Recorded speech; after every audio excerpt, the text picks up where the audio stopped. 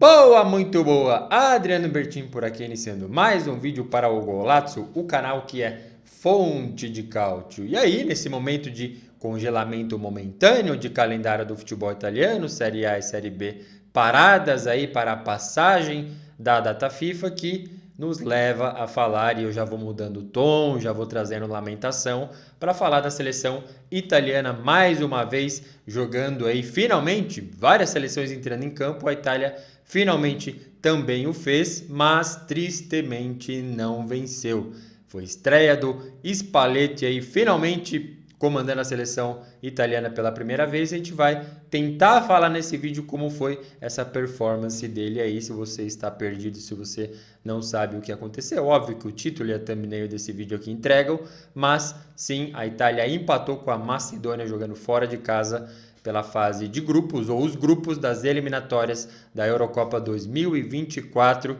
Na estreia do Carecone aí, a vitória não veio e tem algumas coisas que eu gostaria de falar sobre esse momento, a estreia do próprio Spalletti, o foco principal, e esse momento da seleção italiana, que simplesmente não passa, né? Chegamos aí a celebrar o título da Euro passada e dali em diante um inferno astral tremendo que parece não ter fim, mas vamos tentar identificar alguma coisa positiva aí nesse acontecimento para a seleção italiana. Eu separei alguns tópicos aqui, eu gostaria de começar pela convocação. Eu não cheguei a fazer vídeo da convocação, né, elegendo ali ou analisando ou criticando os nomes lembrados ou esquecidos pelo Spalletti na sua primeira lista aí, primeira convocação oficial enquanto técnico da seleção italiana, mas queria trazer algumas coisas aqui e já vamos conectando com convocação, escalação, como foi o jogo, o que significa para a Itália e tudo mais. Tem alguns nomes aqui que eu vou soltar, todos eles não foram e eu vou trazer a minha perspectiva se eu gostei ou não gostei. O primeiro é o Scamacca, quem acompanha aí o golazzo.com.br ou as nossas lives, o podcast que é fonte de cálcio também, sabe o quão entusiasta eu sou do futebol do Scamacca, de volta ao campeonato italiano. Estreou na terceira rodada da Série A e finalmente fazendo gols.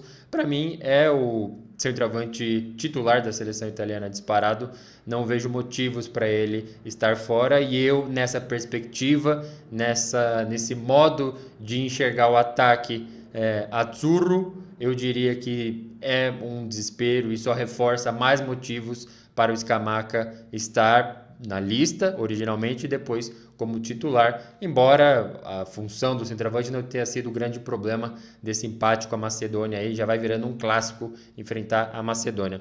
O Pellegrini, para mim, o meio-campo tem o Pellegrini de titular de maneira até óbvia, o Pellegrini da Roma, e ele só não está aqui, justiça seja feita por lesão. A mesma coisa do Chiesa para mim seria titular, vou falar disso depois, mas está aí fora. E as duas ausências que eu celebrei, ou que eu já estava antecipando até torcendo, sendo bem honesto aqui, é do Bonucci, que saiu da Juventus, foi lá para o Union Berlin. Para mim, depois da UEFA Nations League, que felizmente não significa absolutamente nada, mas a Itália passando maus bocados por erros individuais dele, além de todo o histórico, né? É normal que o jogador vá perdendo a sua capacidade, a sua habilidade, a sua velocidade, e tudo isso aconteceu visivelmente com Bonucci, mas o Roberto Mancini parecia não ver.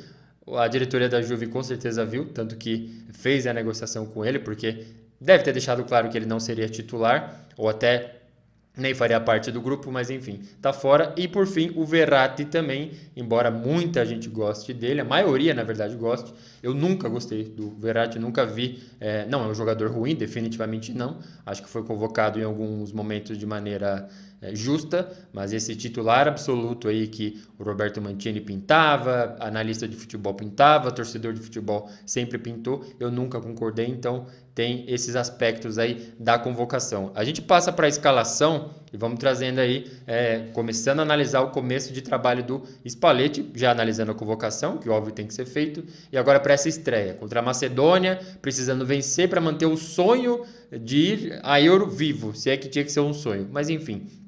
Ele manteve o 4-3-3 do Roberto Mancini, mas não talvez do Roberto Mancini. Talvez tenha mantido um esquema que ele aplicou e gostou no próprio Napoli, às vezes não exatamente, eu não gosto de navegar aqui pelo tatiquês, mas talvez não mantendo fisicamente, visualmente aqueles 3 atacantes, mas sempre tem algum ponta espetando ali, causando algum problema. Era o Kvaratskhelia, até o Di Lorenzo via de trás do Napoli e ainda continua vindo fazendo essa função. Ele tentou manter a mesma coisa na seleção italiana, isso para mim não tem nenhum problema. O meu problema foram as escolhas, por isso que eu fiz questão de destacar a convocação inicialmente, agora criticando, analisando a escalação dele. Por quê? Ele foi com Zaccagni, Immobile e Politano. Esse foi o ataque titular, o tridente ali da seleção italiana. Já tinha sido antecipado que o Immobile teria a faixa de capitão. Não entendo porquê, para mim nem faz muita diferença, mas enfim. Até achei estranho que algumas prováveis escalações da seleção italiana vinham com o Immobile no banco. Falei, porra, já falaram que o cara vai ser capitão do banco? Não faz nenhum sentido. Então, quando o vi ali presente, eu já lamentei, mas enfim, era uma coisa esperada. Mas quando eu vi o ataque formado por Politano e Zaccagni, aí eu entrei em desespero. Aí para mim não faz nenhum sentido, discordo completamente dessas escolhas aí, mesmo para enfrentar a Macedônia, mesmo para jogar fora de casa. Para mim esse jamais seria o ataque titular da seleção italiana. Já entramos aqui na deixa para você analisar. Essa escalação que ele fez seria a sua? Você concorda com essa maneira que ele levou o time da Itália a campo para enfrentar a Macedônia no que eu estou chamando já de clássico contra esse país? Deixa aí o seu comentário a respeito disso. Porque para mim não seria, então beleza, Adriano, não é o seu ataque, quem que seria para você? Claro, tendo todo mundo à disposição e eu escolhendo, eu montaria um ataque da seleção italiana com certeza com Scamacca de titular. Foi até engraçado trazendo aqui mais um comentário, o Retegui, né? O Retegui ficou no banco, acho que ele respeitou ali a escolha, a convocação / naturalização do então argentino. Vendo o momento dele no Genoa ali, pelo menos na Copa Itália foi bem, então respeitou isso, mas não botou o cara de titular não, vendo assim já como era, bem diferente a maneira de enxergar e de analisar futebol do Mancini e agora do Spalletti, mas eu traria esse ataque aí com Scamacca, Chiesa e Raspadori. Sim, prefiro o Zaniolo do que o Raspadori, acho que tem alguns outros caras, por exemplo o Gnonto, eu falava muito bem dele antes dessa partida, foi um desastre a maneira que ele entrou durante o jogo, não resolveu nada, saiu com bola sozinho. Jogador profissional sair com bola sozinho, mesmo sem ar, mesmo no finalzinho, e não era a questão, não era a situação, para mim é um negócio muito vergonhoso, embaraçoso na verdade, porque, porra, você está exigindo muito do cara, o cara ganha para isso, né? Sair com bola sozinho é quase um desrespeito. Então, tentaria montar um ataque dessa maneira com Scamacca, Chiesa e Raspadori. Novamente, Chiesa não está nem à disposição, Raspadori estava e o Scamacca também, só não foi convocado. Ele foi com Zaccagni, Immobile e Politano. Outra coisa, meio campo foi com Cristante, Barella e Tonali. Para mim, ok. Só que no lugar do Cristante eu jogaria com o Pellegrini com certeza. Ficaria só com o Tonali ali de cão de guarda, que nem é um cão de guarda? Beleza, não tem problema nenhum. Joga todo mundo coletivamente, dá um jeito dessa coisa funcionar. No Napoli funcionou, claro, na seleção é diferente, mas tendo jogadores com características semelhantes, eu acho que a coisa tem que rolar, os caras são profissionais, são bons, então eu montaria esse meio campo aí, diferentemente do que escolheu o Spalletti, com Tonali, Pellegrini, quando estiver disponível, e Barella, não sei se seria essa escolha com todos eles saudáveis. Na zaga, não tenho o que falar, no gol também não, apesar do gol que o Donnarumma tomou, não tem nenhum problema para mim, acho que iria dessa maneira mesmo. Vamos avançando aqui, o próximo tópico que eu gostaria de destacar ou falar é propriamente do jogo, né?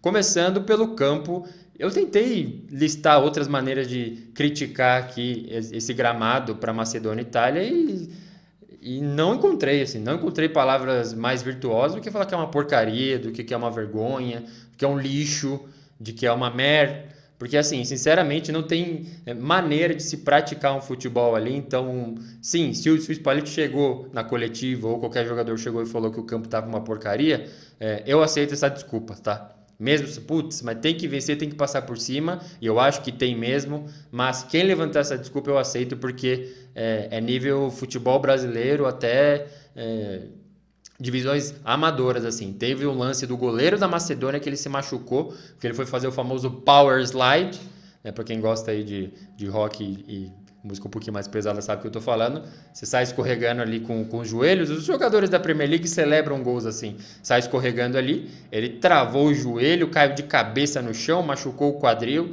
Então, assim, uma bela porcaria. Nesse sentido, eu acho que tem esse problema para a seleção italiana. Mas acabou não sendo um problema gigantesco. Então, até entra um pouco de contradição se focarem muito nesse aspecto do gramado. Porque chances foram muitas chances criadas. A Macedônia jogando praticamente como um time amador. É só ver o quão celebrado foi esse empate no final da partida. Invasão em campo, todo mundo gritando, celebrando. Enfim, é um time que não cria, que vai naquele esquema. Trava tudo lá atrás, tenta não sofrer o gol. Quando a bola passa do meio campo, vai todo mundo para frente. Então, assim, é um futebol amador dentro de uma competição ou pré-competição de seleções. Então, apesar do campo ser um problema, a Itália criou. Acho que nesse sentido teve um bom trabalho do Spalletti, deu para ver que sim, a seleção se impôs, trouxe ali ocasiões de gol já no primeiro tempo, acabou saindo no segundo tempo com o próprio Immobile, que eu tanto critiquei, mas enfim, marcou o seu gol aí. Mas ainda assim, eu acho que as chances foram criadas, que tiram um pouco o peso do treinador e transferem para as peças, os jogadores, que aí acaba voltando para ele. Por que volta para ele? Quem que escolheu? Quem que entra na cabeça? Quem que passa para a eleição? Quem que tem que transmitir a energia para os caras? É o treinador. Então, sai um pouco a culpa dele, passa para os jogadores e volta para ele esse empate aí contra a Macedônia, que acho que beleza, gramado ruim, início de trabalho, é o primeiro jogo do cara, mas tem que passar por cima. Estava até pensando em fazer uma reflexão, comparação com o jogo Brasil e Bolívia. Para quem assistiu, foi semelhante no sentido de ter uma seleção que tem que vencer. Claro, o jogo do Brasil jogando em casa, a torcida apoiando, e o da Itália era o contrário, num pasto. Mas ainda assim, o Brasil passou por drama, perdeu o pênalti, a Itália fez gol, mas teve o próprio gol anulado porque estava impedimento. Então, passa o drama, supera o drama e massacra. E a Itália ainda não tem essa mentalidade. É por isso que volta a cobrança para o lado do Spalletti, na minha visão. Acho que é trabalho dele transformar a mentalidade desses caras que simplesmente, depois do título da Euro, perderam a fome, perderam a mentalidade e até levam o jogo a sério. Acho que contra a Macedônia, naquele que não foi para a Copa do Mundo, foi levado a sério, da mesma forma como agora, mas tem uma combinação aí de talentos que não florescem nesses jogos e que talvez não devessem mais ser convocados. Já listei aqui os nomes da minha opinião, com uma mentalidade que se perdeu. Enfim, esperar que o Spalletti consiga fazer isso. Na minha visão, claro, o que significa agora esse placar de 1-1 contra a Macedônia? Eu vou pegar aqui o grupo, como é que ficou,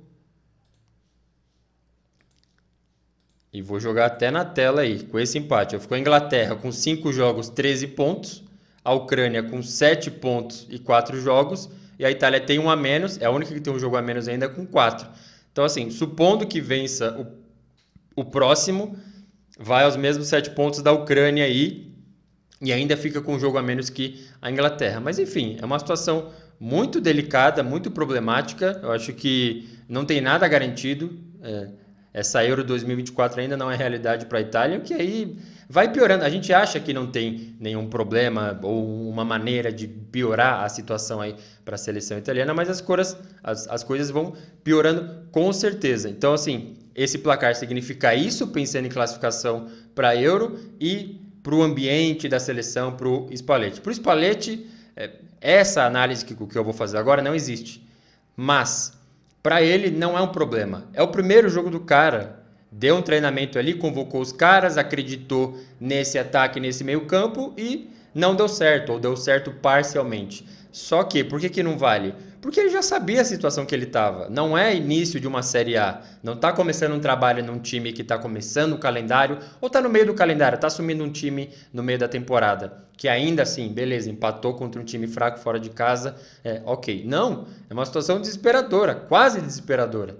Então, tem essa análise que em tese não existe, e para a seleção italiana é um resultado péssimo. Para mim é um vexame, é uma vergonha. A Macedônia, por isso que eu estou usando a palavra clássico, já vai entrando aí, criando um histórico de problema, vexame a ponto de ter que levar a sério a seleção da Macedônia. E aqui, óbvio, com nenhum respeito, né? Ai, com todo respeito, não. Tem que passar por cima. Quanto foi o jogo da Inglaterra e Macedônia? Foi o quê? 7-0? Nem lembro quanto foi, mas enfim. Passaram o carro em cima. É a mesma coisa do Brasil e Bolívia. E quando essas coisas não acontecem, continuam não acontecendo, a gente vai trazendo esse nível do futebol italiano mais para baixo, que é eu, embora defenda, embora goste, eu sou honesto a ponto de dizer que as coisas são péssimas. Estão péssimas sim para o futebol italiano, a Liga Nacional. Ah, beleza, chegou em final de Champions, Europa e Conference League. Não venceu nenhuma delas. E eu que assisto frequentemente as partidas do campeonato italiano, sei muito bem como as coisas funcionam e aparentemente as coisas estão transbordando, sendo refletidas para a seleção italiana. É vexame sim. Perdeu para a Macedônia em casa, não foi para a Copa do Mundo pela segunda vez consecutiva e agora pega a Macedônia fora de casa e toma um empate num pasto, tomando gol de falta, não conseguindo fazer 2 gols numa seleção praticamente amadora. É só ver ali do minuto 82, que é quando fez o gol de falta em cima do Donnarumma para frente, ninguém quis jogo. Parecia Libertadores, cara fingindo câmbio, cara se jogando, o técnico deles pedindo o fim do jogo. Assim, quanto mais a gente fala, quanto mais a gente lembra dessa situação, pior fica para a seleção italiana. Então, sinto muito encerrar esse vídeo aqui com essa análise ultra crítica, mas eu achei necessidade assim, de ir escalando e ali analisando a convocação, a escalação, o placar, o impacto, para chegar nesse desastre total. Tem mais um jogo aí para acontecer contra a Ucrânia, que é exatamente quem está à frente, 3 pontos da seleção italiana. E agora a gente espera para ver o que vai acontecer. Outra coisa que eu estou esperando também é que você deixe o seu comentário sobre essa situação. Você está tão pessimista quanto eu? Você está mais crítico ou menos crítico com esse trabalho e escolhas do Spalletti? Ou você está satisfeito aí com tudo que está acontecendo? Claro, deixe o seu like também, que ajuda muito aqui o canal, que é Fonte de Cálcio. Porque por enquanto eu vou ficando por aqui. Um forte abraço e até a próxima.